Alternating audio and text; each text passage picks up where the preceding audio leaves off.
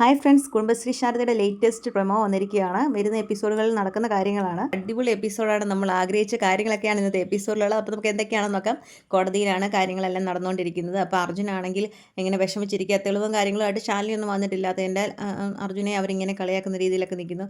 അർജുനൊന്നും മിണ്ടാൻ പറ്റാത്ത രീതിയിൽ ഇങ്ങനെ നിൽക്കുകയാണ്. അപ്പോഴത്തേക്കും ജഡ്ജി പറയുകയാണ്, ഇനിയിപ്പം ഒന്നും പറയാനില്ലല്ലോ, അതുകൊണ്ട് ഫൈനൽ വിധി പറയാൻ പോവുകയാണെന്ന് പറഞ്ഞ് നിൽക്കുമ്പോഴത്തേക്കിനുമാണ് ശാലിനി വരുന്നത്. തെളിവുകളുണ്ടെന്ന് പറഞ്ഞുകൊണ്ട് ശാലിനി വരികയാണ്. അതൊക്കെയെന്ന് പറയുമ്പോൾ ശരിക്കും സ്ക്രീനിൽ കാണുമ്പോൾ അടിപൊളി സംഭവമാണ്. ശരിക്കും അവിടെ സ്ക്രീനിൽ തന്നെ കാണേണ്ടതാണ്. അപ്പോഴേക്ക് ഈ തെളിവുണ്ടെന്ന് പറഞ്ഞ് വരുമ്പോഴത്തേക്കിനും മധുശ്രീയും ചന്ദ്രബോസും മനസ്സിൽ വിചാരിക്കുകയാണ്, ഇനി എന്ത് തെളിവ് കൊണ്ട് വരാനാണ്? കാർത്തിക മരിച്ചു എന്നുള്ള രീതിയിൽ തന്നെയാണല്ലോ ഗുണ്ടകൾ വിളിച്ച് പറഞ്ഞേക്കുന്നത്. ആ ഒരു വിശ്വാസത്തിൻ്റെ പുറത്ത് ഇരിക്കുക. 15 ദിവസത്തിനുള്ളിൽ കാർത്തികയെ ജീവനോട് കൊണ്ടുവരാമെന്നാണല്ലോ പറഞ്ഞിരുന്നത്. അതുപോലെ തന്നെ ഏറ്റവും വലിയ തെളിവായ കാർത്തികയെ ജീവനോടെ കൊണ്ടുവന്നിട്ടുണ്ടെന്ന് പറഞ്ഞ് കാർത്തികയെ കാണുമ്പോൾ ചന്ദ്രബോസും മധുശ്രീയൊക്കെ ഇങ്ങനെ ഞെട്ടുവാണ്. സത്യം പറഞ്ഞാൽ അവർ ഒട്ടുമേ പ്രതീക്ഷിക്കുന്നില്ല. മരിച്ചു, പോയി കിണറ്റിൽ വീണ് മരിച്ചെന്നുള്ള രീതി പറഞ്ഞതാണല്ലോ. അത് അപ്പോഴേക്കും ഗുണ്ടകൾ പറഞ്ഞ് വിശ്വസിച്ചവരിയ്ക്കുവായതുകൊണ്ട് ഒട്ടുമേ പ്രതീക്ഷിക്കാതെ ഒരു തിരിച്ചടി എന്ന് പറഞ്ഞാൽ അത്ര വലിയ വമ്പൻ തിരിച്ചടിയാണ് കിട്ടിയിരിക്കുന്നത്. കാർത്തികയെ കണ്ടിങ്ങനെ കണ്ണും തള്ളി നിൽക്കുവാണ് അവർ. പിന്നീട് കാർത്തിക കൂട്ടിലേക്ക് കയറി വന്നിട്ട് കാര്യങ്ങളൊക്കെ പറയുവാണ്.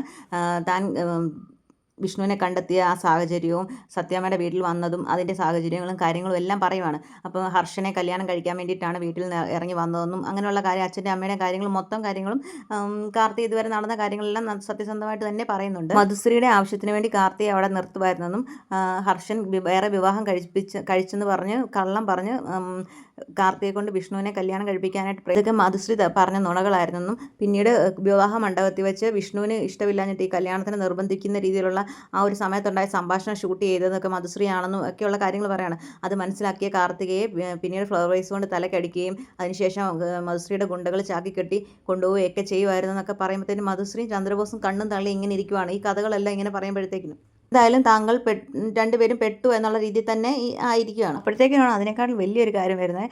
വിഷ്ണുവിന് ജയിലിൽ വെച്ച് ചോറിനകത്ത് വിഷം കലക്കി കൊടുത്തത് മധുശ്രീ ചന്ദ്രബോസോടാണെന്നുള്ള രീതിയിലൊക്കെയുള്ള കാര്യങ്ങൾ കാർത്തിക പറയാണ്. അപ്പോഴത്തേക്കും മധുശ്രീ പറയുകയാണ്, ഇതെന്തോ എല്ലാവരും ഇങ്ങനെ ഓർക്കും, ഇതെങ്ങനെ സംഭവം.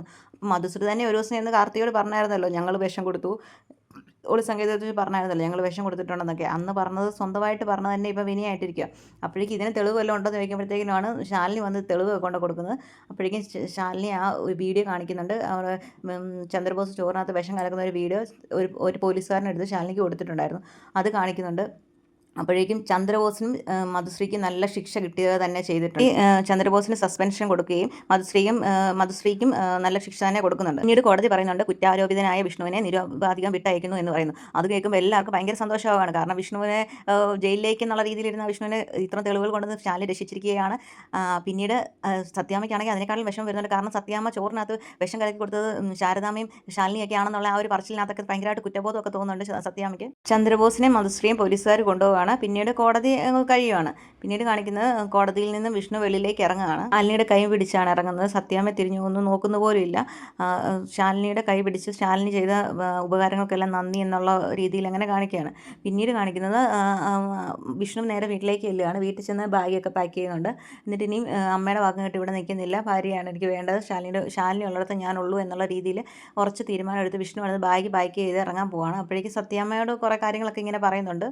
മുഖത്ത് നോക്കി തന്നെ പറയുന്നത്. രോഹിത്തും ശ്യാമയും പപ്പിമോളും പൊന്നി എല്ലാവരും തന്നെ നിൽക്കുന്ന സമയത്താണ് ഈ കാര്യങ്ങളൊക്കെ പറയുന്നത്.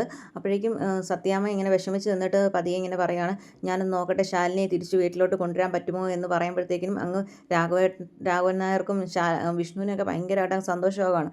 വിഷ്ണു ഇത് കേട്ട് സന്തോഷത്തോടു കൂടി ശാലിനിയുടെ അടുത്തോട്ട് വരുവാണ്.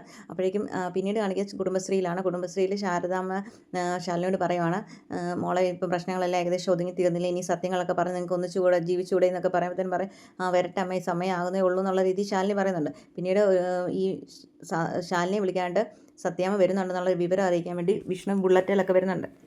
വിഷ്ണു ബുള്ളറ്റിൽ ഇങ്ങനെ വരുമ്പോഴത്തേക്കും ശാലിനി ഈ സൗണ്ടും കേട്ട് ഓടി വന്ന് വാതിക്കൽ ഇങ്ങനെ നോക്കുമ്പോഴത്തേക്കും വിഷ്ണു ശാലിനിയും തമ്മിൽ കാണുവാണ്. അവരുടെ ഒരു പ്രണയ രീതിയൊക്കെ കാണിക്കുന്നുണ്ട്. ഭയങ്കര സന്തോഷത്തിലാണ് രണ്ടുപേരും. എന്നിട്ട് പറയുകയാണ്, തന്നെ കൊണ്ടുപോകാൻ വേണ്ടി അമ്മ വരുന്നുണ്ട്, സത്യാമ്മ കൊണ്ടുപോകുന്നൊക്കെയുള്ള രീതിയിൽ പറയുമ്പോഴത്തേക്കിനും ശാലിനിക്ക് ഭയങ്കര സന്തോഷമാവുകയാണ്. പിന്നീട് സത്യാമ്മ വന്ന് വിളിക്കാനായിട്ട് വേണ്ടി വരുന്നുണ്ട്. അപ്പോഴേക്കും ഈ സത്യയും കൂടെ കൊണ്ടുപോയെങ്കിൽ മാത്രമേ ശാലിനി വരത്തുള്ളൂ എന്നുള്ളൊരു കാര്യങ്ങളൊക്കെ പിന്നീട് വരുന്നുണ്ട്. അപ്പോഴേക്കും ആ ഒരു പ്രശ്നത്തിൻ്റെ പേര് വീണ്ടും ഗോപാലകൃഷ്ണനും സത്യാമ്മയും ഒക്കെ ആയിട്ടൊരു പ്രശ്നങ്ങളൊക്കെ ഉണ്ടാകുന്നുണ്ട്. വിഷ്ണു ആണെങ്കിൽ ഇപ്പം അമ്മ കൊണ്ടുവരുമെന്നുള്ള രീതിയിൽ സന്തോഷത്തോട് വീട്ടിൽ വെയിറ്റ് ചെയ്യുന്നതൊക്കെയാണ്. തുടർന്ന് ഇനിയും പപ്പിയെ അംഗീകരിക്കുമോ അതോ വിഷ്ണു ഇനി ഇവരുടെ കൂടെ തന്നെ താമസിക്കുമോ എന്തോന്നും നമുക്ക് പറയാൻ പറ്റത്തില്ല. വരുന്ന എപ്പിസോഡുകൾ വരുന്ന കാര്യങ്ങളുടെ പ്രമോ മാത്രമാണിത്. നമ്മുടെ വീഡിയോസൊക്കെ ഇഷ്ടപ്പെടുന്നുണ്ടെങ്കിൽ ചാനലൊന്ന് സബ്സ്ക്രൈബ് ചെയ്ത് സപ്പോർട്ട് ചെയ്യണേ. അടുത്തൊരു പ്രമോ ആയിട്ട് കാണാം. അതുവരേക്കും ബൈ. ഷിജന ശ്യാമ.